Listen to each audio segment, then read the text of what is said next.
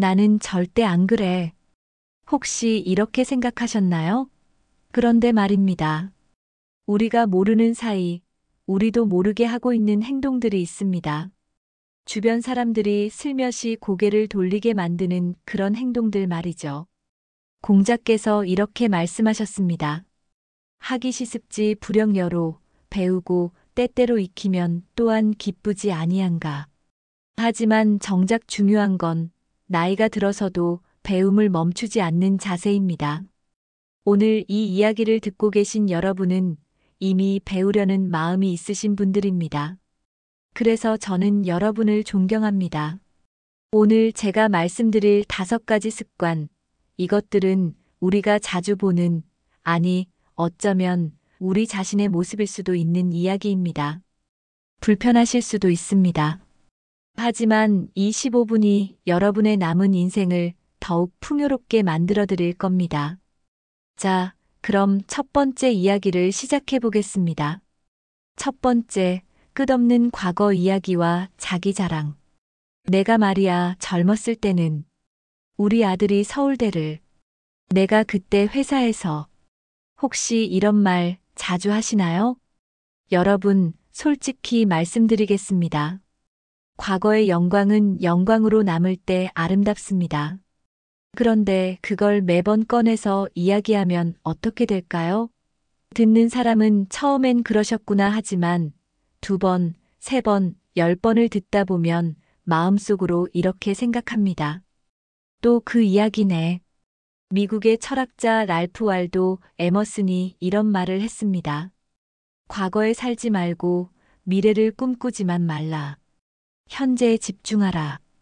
과거의 성공, 과거의 명예, 그건 분명 소중합니다.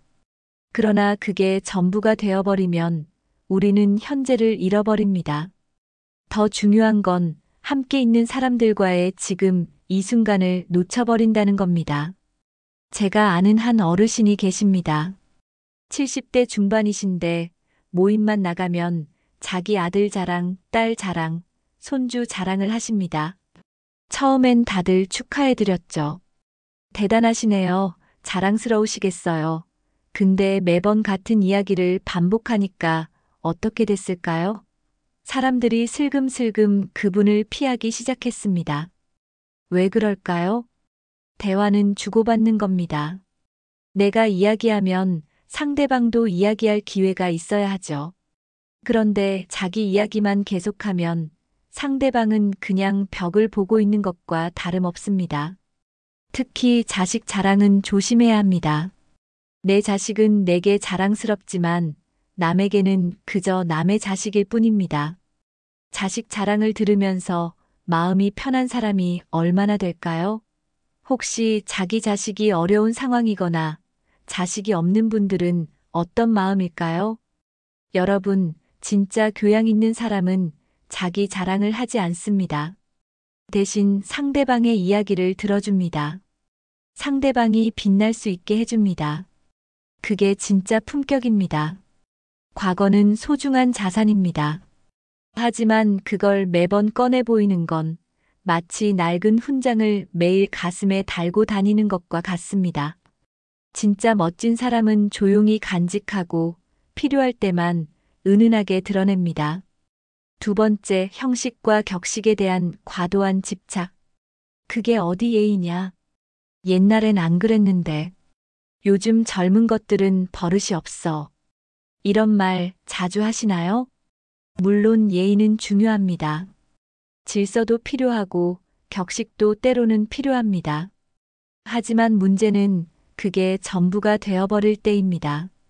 형식에 너무 집착하다 보면 정작 중요한 사람의 마음을 놓치게 됩니다. 법정 스님께서 이런 말씀을 하셨습니다. 격식에 얽매이면 자유를 잃고 자유에만 빠지면 격식을 잃는다. 중도가 필요하다. 요즘 젊은 세대는 우리가 자란 시대와 다릅니다. 그들은 수평적 문화에서 자랐고 형식보다는 실질을 중요하게 생각합니다. 그게 잘못된 걸까요? 아닙니다. 그저 다를 뿐입니다. 제가 아는 한 분은 명절 때마다 가족들과 큰 싸움을 하십니다. 이유가 뭘까요? 절하는 방법, 음식 차리는 순서, 앉는 자리. 이런 것들 때문입니다. 손주가 절을 대충 했다고, 며느리가 음식을 잘못 차렸다고 화를 내십니다. 그런데 생각해 보세요. 그 형식을 지키려다가 정작 명절의 의미를 잃어버린 건 아닐까요? 명절은 가족이 모여 사랑을 나누는 날입니다. 그런데 형식 때문에 다투고 스트레스 받고 서로 멀어진다면 그게 무슨 의미가 있을까요? 예의와 격식은 사람을 편하게 하기 위한 도구입니다. 그런데 그게 사람을 불편하게 만든다면 그건 수단과 목적이 바뀐 겁니다. 진짜 교양 있는 사람은 형식보다 본질을 봅니다. 상대방의 마음이 진심인지 그게 더 중요합니다. 저를 조금 삐뚤게 해도 그 마음이 진실하다면 그걸로 충분합니다. 세상은 변합니다. 우리가 배운 예절이 절대적인 것은 아닙니다. 시대에 따라, 문화에 따라 달라집니다. 중요한 건 서로를 존중하는 마음, 그 마음만 있다면 형식은 조금 달라도 괜찮습니다. 여러분, 형식에 집착하기보다는 사람에게 집중하세요. 그게 진짜 품격입니다. 격식을 지키되 사람을 먼저 생각하는 것. 그게 진정한 어른의 자세입니다. 세 번째, 상대방 이야기를 끊고 끼어들기. 그건 말이야. 내가 보기엔. 아니, 그게 아니라. 상대방이 말하는 중간에 이렇게 끼어든 적 있으신가요? 여러분, 이건 정말 조심해야 할 습관입니다. 나이가 들수록, 경험이 많아질수록 우리는 무의식 중에 이렇게 생각합니다. 아, 저 사람이 무슨 말을 하려는지 알아. 내가 더 잘 아니까 내가 말해줘야지. 하지만 그 순간 우리는 엄청난 신뢰를 범하고 있습니다. 소크라테스가 뭐라고 했습니까? 너 자신을 알라. 그리고 그는 또 이렇게 말했습니다. 신은 우리에게 입 하나와 귀 두 개를 주셨다. 듣기는 두 배로 하고 말하기는 절반만 하라는 뜻이다. 말을 끊는다는 건 상대방에게 이렇게 말하는 겁니다. 당신 말은 중요하지 않아. 내 말이 더 중요해. 그게 의도가 아니어도 상대방은 그렇게 받아들입니다. 제가 경험한 일입니다. 한 번은 지인 모임에서 한 분이 여행 이야기를 하고 계셨습니다. 그런데 옆에 계신 어르신이 계속 끼어드시는 겁니다. 거기 나도 가봤는데 말이야. 그런데 거기보다는 어디가 더 좋아? 결국 이야기하시던 분은 입을 다물어 버렸습니다. 그 자리가 얼마나 어색했는지 아십니까? 이야기를 끊긴 사람은 기분이 상했고 끼어든 분은 자기가 왜 분위기를 망쳤는지도 모르셨습니다. 특히 조심해야 할 게 있습니다. 상대방이 힘든 이야기를 할 때입니다. 누군가 자기 고민을 이야기하는데 그건 아무것도 아니야. 나는 말이야. 이렇게 시작하면 그 사람은 다시는 마음을 열지 않습니다. 사람들은 조언을 원하기 전에 먼저 공감을 원합니다. 내 이야기를 끝까지 들어주는 것. 그게 최고의 위로이자 존중입니다. 진짜 지혜로운 사람은 많이 말하지 않습니다. 대신 많이 듣습니다. 그리고 말할 때는 상대방이 말을 다 마친 후에 천천히 생각을 정리해서 말합니다. 여러분, 오늘부터 이렇게 해보세요. 누군가 말할 때 3초를 기다리는 겁니다. 상대방이 정말 말을 다 끝냈는지 3초를 세어보세요. 그러면 여러분이 얼마나 자주 말을 끊었는지 알게 될 겁니다. 네 번째, 나이로 상대를 판단하고 가르치려는 태도. 내가 너보다 나이가 많으니까. 내가 인생 경험이 더 많아서 아는데. 젊은 게 뭘 알아. 이런 말 입에 자주 올리시나요? 나이는 축복입니다. 오래 살았다는 건 많은 경험을 했다는 뜻이고 그만큼 지혜가 쌓였다는 의미입니다. 하지만 나이가 자동으로 존경을 보장해주지는 않습니다. 공자도 이렇게 말했습니다. 삼인행 필요하사 세 사람이 길을 가면 그 중에 반드시 나의 스승이 있다. 나이와 상관없이 배울 점은 누구에게나 있다는 뜻입니다. 요즘 세상은 빠르게 변합니다. 디지털 기술, SNS, 새로운 문화. 이런 것들은 오히려 젊은 세대가 더 잘 압니다. 그런데 우리는 어떻습니까? 그런 것도 모르냐며 가르치려고 들지 않습니까? 제가 아는 한 할아버지는 60대 손자에게 배웁니다. 스마트폰 사용법을, 인터넷 뱅킹을, 유튜브 보는 법을 손자에게 물어봅니다. 처음엔 창피했다고 합니다. 내가 손자한테 배우다니. 하지만 지금은 자랑스럽게 말씀하십니다. 우리 손자가 내 선생님이야. 그분은 진정한 어른입니다. 나이에 구애받지 않고 배울 건 배우고 물을 건 묻습니다. 그게 진짜 성숙한 자세입니다. 반대로 어떤 분들은 어떻습니까? 젊은 사람이 뭔가 말하면 너 몇 살인데 나한테 그래? 이렇게 나옵니다. 나이를 방패로 씁니다. 그러면 젊은 사람들은 입을 다물어 버립니다. 더 이상 말하지 않습니다. 그게 이기는 걸까요? 아닙니다. 그건 관계를 잃는 겁니다. 존경은 나이로 얻는 게 아닙니다. 행동으로 얻는 겁니다. 나이가 많아도 젊은 사람을 무시하고 함부로 대하고 가르치려고만 들면 존경은 멀어집니다. 진정한 어른은 겸손합니다. 자기가 모르는 걸 인정하고 배우려는 자세를 가집니다. 나이가 많다는 건 더 많이 배워야 한다는 의미이지 더 이상 배울 게 없다는 의미가 아닙니다. 여러분, 나이는 숫자일 뿐입니다. 중요한 건 마음의 나이, 배우려는 자세, 그리고 상대를 존중하는 태도입니다. 20대도 우리의 스승이 될 수 있습니다. 그들에게 배우는 것, 그게 부끄러운 게 아니라 자랑스러운 겁니다. 노자가 이렇게 말했습니다. 물은 가장 낮은 곳으로 흐르지만 모든 것을 적신다. 낮은 자세, 겸손한 마음, 그게 세상의 지혜를 다 담을 수 있는 방법입니다. 5번째, 물질적 과시와 끝없는 비교. 우리 아들은 아파트가 몇 채. 나는 젊었을 때 돈을 얼마나 벌었는데. 요즘은 다들 그것도 없어? 돈 이야기, 재산 이야기 자주 하시나요? 여러분, 솔직히 말씀드리겠습니다. 돈은 중요합니다. 먹고 살아야 하니까요. 하지만 그게 전부가 되면 우리는 인간성을 잃습니다. 더 심각한 건 주변 사람들을 다 잃게 됩니다. 톨스토이가 쓴 이야기가 있습니다. 한 농부가 악마와 거래를 합니다.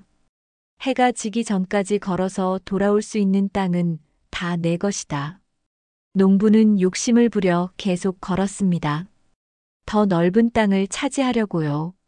결국 해가 지기 직전 시작점으로 돌아왔지만 그는 그 자리에서 죽었습니다. 그가 결국 필요한 땅은 자기 몸 하나 묻을 만큼이었습니다. 물질적 과시, 이건 정말 못난 행동입니다. 솔직히 말해서 자기가 가진 걸 자랑하면 할수록 사람들은 속으로 이렇게 생각합니다. 저 사람 돈밖에 없나 봐. 제가 아는 한 어르신이 계십니다. 모임만 나가면 자기 재산 이야기를 합니다. 자식이 얼마를 버는지, 집이 몇 채인지, 차가 뭔지. 처음엔 사람들이 대단하시네요 했습니다. 하지만 지금은 어떨까요? 그분이 오시면 사람들이 슬그머니 자리를 뜹니다. 왜 그럴까요? 돈 이야기를 들으면 사람들은 불편합니다. 나보다 많이 가진 사람 앞에서는 주눅 들고 적게 가진 사람은 무시당하는 기분이 듭니다. 그 누구도 행복하지 않습니다. 특히 조심해야 할 게 있습니다. 자식 재산 자랑입니다. 우리 아들은 연봉이 얼마. 이런 이야기 정말 조심하셔야 합니다. 듣는 사람 중에는 자식이 어려운 처지에 있는 분도 있고 자식과 사이가 안 좋은 분도 있습니다. 그분들은 그 이야기를 들으며 얼마나 마음이 아플까요? 공자가 이렇게 말했습니다. 군자는 의를 따지고 소인은 이익을 따진다. 진정한 어른은 돈보다 도리를, 재산보다 마음을 중요하게 여깁니다. 그리고 비교, 이것도 큰 문제입니다. 요즘 젊은이들은 우리 때만 못해. 우리 때는 이것도 없이 살았는데. 나는 너 나이 때 이미. 이런 비교 무슨 의미가 있을까요? 시대가 다릅니다. 환경이 다릅니다. 조건이 다릅니다. 비교할 수가 없습니다. 우리가 젊었을 때는 집값이 지금의 몇십 분의 1이었습니다. 대학 등록금도 지금보다 훨씬 쌌습니다. 물가, 경쟁, 모든 게 달랐습니다. 그런데 그걸 비교하는 게 공정할까요? 젊은 세대는 젊은 세대대로 힘듭니다. 우리가 겪지 못한 경쟁, 우리가 몰랐던 스트레스 속에서 살고 있습니다. 그들을 이해하려 하지 않고 비교만 한다면 그건 소통이 아니라 단절입니다. 자, 여기까지 5가지를 말씀드렸습니다. 어떠신가요? 혹시 불편하셨나요? 나는 안 그래 라고 생각하셨나요? 아니면 나도 가끔 하고 생각하셨나요? 사실 이런 행동들 왜 하게 되는지 아십니까? 첫째, 인정받고 싶어서입니다. 나이가 들수록 우리는 소외감을 느낍니다. 사회에서 물러나고 역할이 줄어들고 사람들이 우리를 찾지 않습니다. 그래서 우리는 자꾸 자기를 증명하려 합니다. 나 아직 괜찮은 사람이야. 나도 가치 있는 사람이야. 이걸 보여주고 싶은 겁니다. 둘째, 불안해서입니다. 세상이 너무 빨리 변합니다. 우리가 알던 세상이 아닙니다. 젊은이들이 하는 말도 모르겠고, 기술도 따라갈 수 없고, 우리가 배운 가치가 무시당하는 것 같습니다. 그 불안함을 감추려고 우리는 과거의 영광에 매달리고 형식에 집착하고 나이를 내세웁니다. 셋째, 외로워서입니다. 진짜 속 깊은 대화를 나눌 사람이 없습니다. 그래서 자꾸 말하고 자기 이야기를 하고 관심을 끌려고 합니다. 하지만 방법이 서툴러서 오히려 사람들을 멀어지게 만듭니다. 여러분, 이해가 되시나요? 우리가 이런 행동을 하는 건 나쁜 사람이어서가 아닙니다. 그저 외롭고 불안하고 인정받고 싶어서입니다. 인간이라면 누구나 가지는 감정입니다. 하지만 방법이 잘못됐습니다. 인정을 받으려다가 오히려 멀어지고 가까워지려다가 더 외로워집니다. 그럼 어떻게 해야 할까요? 자, 이제 가장 중요한 부분입니다. 문제를 알았으니 해결책을 찾아야겠죠? 첫째, 듣는 연습을 하세요. 오늘부터 이렇게 해보세요. 누군가와 대화할 때 자기 이야기는 30%, 듣기는 70%로 맞추는 겁니다. 상대방이 말할 때 정말 집중해서 들으세요. 끼어들고 싶은 마음이 들어도 참으세요. 3초를 기다리세요. 그리고 이렇게 물어보세요. 그래서 어떻게 됐어요? 기분이 어떠셨어요? 상대방의 이야기에 진심으로 관심을 가지세요. 그러면 신기한 일이 벌어집니다. 사람들이 여러분을 찾게 됩니다. 저분과 대화하면 기분이 좋아 저분은 내 말을 진짜 들어주셔. 법정 스님은 이렇게 말씀하셨습니다. 비우는 만큼 채워진다. 자기 말을 비우면 상대방의 마음이 채워집니다. 둘째, 과거가 아닌 현재를 이야기하세요. 과거 이야기를 하고 싶으시죠? 좋습니다. 하되, 이렇게 바꿔보세요. 내가 젊었을 때는 이랬는데, 요즘은 어째? 과거를 자랑이 아니라 대화의 다리로 사용하는 겁니다. 그리고 현재의 여러분을 보여주세요. 요즘 나는 이런 걸 배우고 있어. 이런 걸 해보려고 해. 과거의 영광이 아니라 지금의 노력을 보여주세요. 그게 훨씬 멋집니다.